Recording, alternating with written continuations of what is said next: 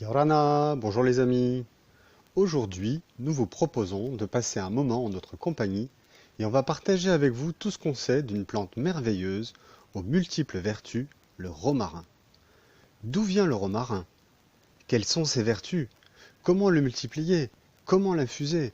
On vous montrera une de nos recettes préférées, le sirop de romarin. Et enfin, on terminera avec un petit rituel familial, c'est tea time à la maison.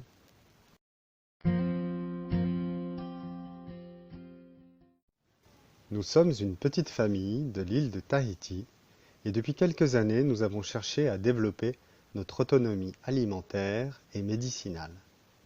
Avec mon épouse Cécile et nos deux filles, Nano et Heilani, nous avons planté plus d'une centaine d'espèces dans notre petit jardin et on a hâte de toutes vous les présenter. Aujourd'hui nous mettons à l'honneur Sa Majesté le romarin. Notre pied de romarin a bien grandi et comme tous les ans, il est temps de le tailler. On vous montrera par la suite ce qu'on fera des herbes arrachées et des branches taillées. Savez-vous que le romarin a été reconnu comme un remède majeur pendant des centaines d'années? C'est une plante aromatique incroyable, avec des petites feuilles gorgées de sève et d'huiles essentielles. Parlons un peu de ses vertus médicinales sans rentrer dans trop de détails scientifiques. Le romarin est un allié pour tous ceux qui souffrent de problèmes hépatiques et gastro-intestinaux. Il agit au niveau de la vésicule biliaire et facilite son évacuation dans l'intestin. Il calme la toux et contribue au confort de l'asthmatique. Il est recommandé pour les rhumatismes, la fatigue, les vertiges et les troubles nerveux en général. Le romarin est efficace pour mieux dormir, bien se réveiller et être de bonne humeur.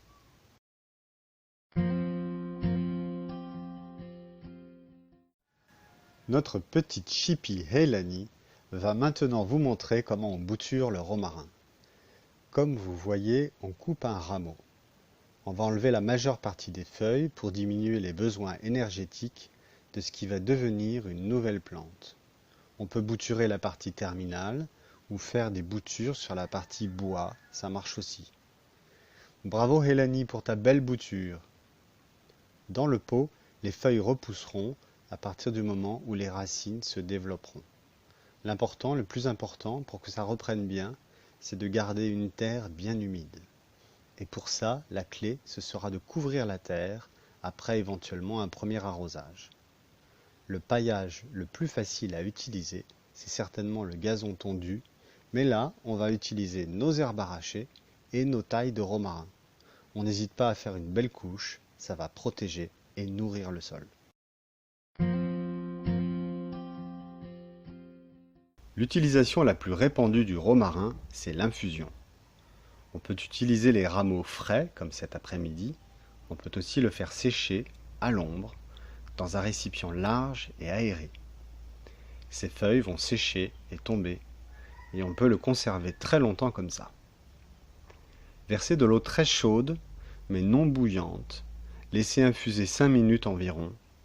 L'infusion permet à la feuille de diffuser dans l'eau une part de ses principes actifs, ainsi que les huiles essentielles contenues dans ces feuilles. Et pour sucrer une infusion royale comme celle-là, rien n'égale le miel. Nos amis les abeilles ont bien travaillé, elles sont juste à côté. Si vous m'entendez les abeilles, merci aussi pour ce moment. Nous ferons un sujet spécial Mon jardin comestible pour vous montrer comment on peut accueillir des abeilles chez soi. On attend juste la prochaine récolte d'ici un mois pour vous faire une chouette vidéo là-dessus. Avant de conclure avec Sa Majesté le romarin, on va partager avec vous une recette maison bien utile, une boisson de santé facile à faire, un sirop de romarin.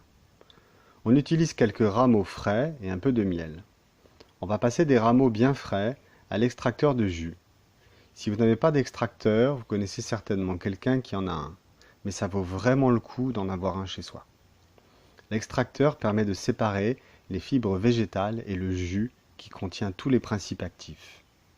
Avec le romarin, le jus est tellement fort qu'on va utiliser un dosage d'un tiers de jus de romarin pour 2 tiers de miel. Le sirop de romarin, tout comme l'infusion, est une merveilleuse boisson guérissante, mais c'est aussi une super nourriture qui peut être consommée quand vous voulez et qui va avoir une action médicinale préventive. Plus vous l'utiliserez au quotidien, moins vous en aurez besoin comme remède. Et voilà, un petit sirop à mettre au frigo et qui sera prêt à l'emploi. Pour des cures curatives ou préventives, on peut boire 1 ou 2 cuillerées à café de sirop de romarin le matin, à jeun ou avant le repas. On peut le boire pur ou dilué dans de l'eau fraîche, ou encore mieux dans une citronnade.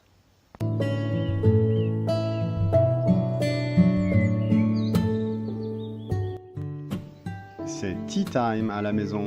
Elanie reçoit ses hôtes. Elle a mis les petits plats dans les grands, service impeccable.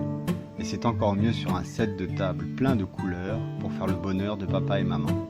C'est bon pour les papilles et en plus, c'est bon pour la santé.